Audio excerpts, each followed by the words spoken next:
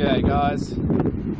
So today I'm just doing a bunch of chipping with a PTO driven chipper. I think it's a 4-inch chipper, so that's pretty small. And I just thought I'd do a bit of a review on it. Now this chipper, I think it was $3,400, and the price sort of speaks for itself.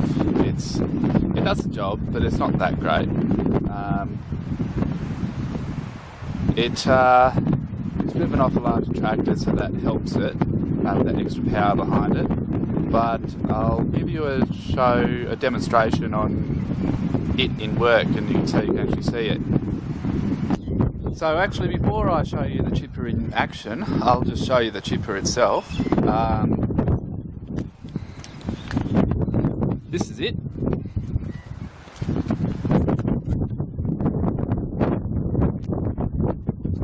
Three-point linkage attachment, PTO driven.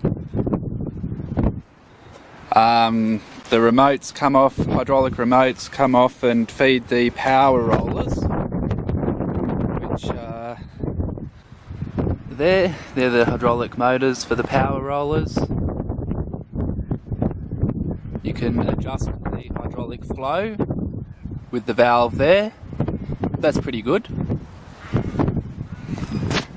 It's got the safety bar, so out like this, rollers drag things into the cutting disc, push it, and that reverses the direction of the rollers, and that's pretty good. That's the housing for the cutting drum, flywheel, and the chute.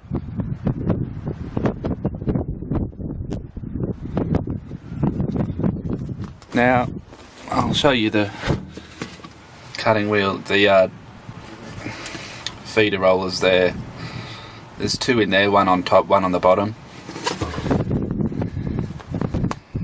Now one thing I don't like about this chipper, and it is a very budget simple chipper, so that can't really hold it against it, is it doesn't have a hydraulic ram that lifts up and pushes down the feed rollers. They're very handy to have, but it's a budget chipper, like I said, and so it doesn't have that. Having the self-feed function is really good, as the feed rollers do, but it isn't an automatic self-feed function, so it doesn't measure the speed of your engine, and when it gets below a certain RPM, stop the feed of the rollers. So if you put in a piece of wood too big, and it slows the flywheel down, it'll just keep feeding it into the flywheel and jam up, and the slipper clutch goes on, and then you have to undo the PTO and unjam it and go and start again, which takes time.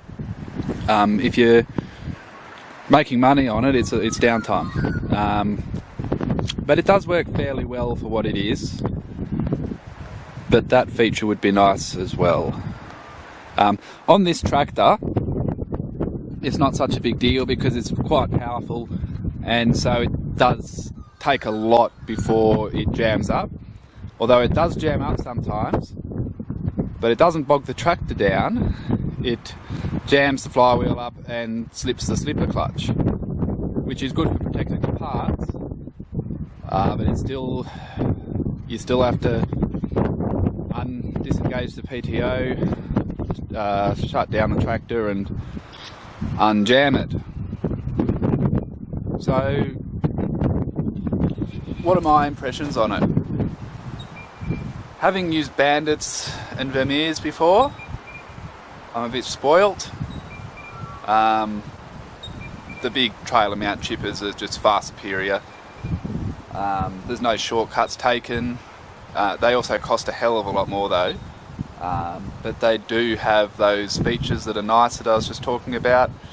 They chip up a hell of a lot faster. They're just better machines all around, but yeah, you're looking at a lot of money for those, whereas this thing was $3,400 or something. So for $3,400 for light timber, just on your property, probably pretty good. not the best, but you get what you pay for. It's probably, I think it's good enough for that. To use it as a professional on a job, a paying job, no, it's just not going to cut it. There's too much downtime, it's too slow, it's too small, it doesn't have those features that I was talking about, the auto feed roll, and the hydraulic ram on the rollers. So all in all, I would recommend it for home property use, for small light stuff, nothing over 4 inches and nothing else. One other thing while I'm talking about it is the feed chute is quite small, so branches have to be cut down to be very straight. No, it can't be forked too wide, otherwise it gets stuck in there and it doesn't have the strength to crush it and pull it through.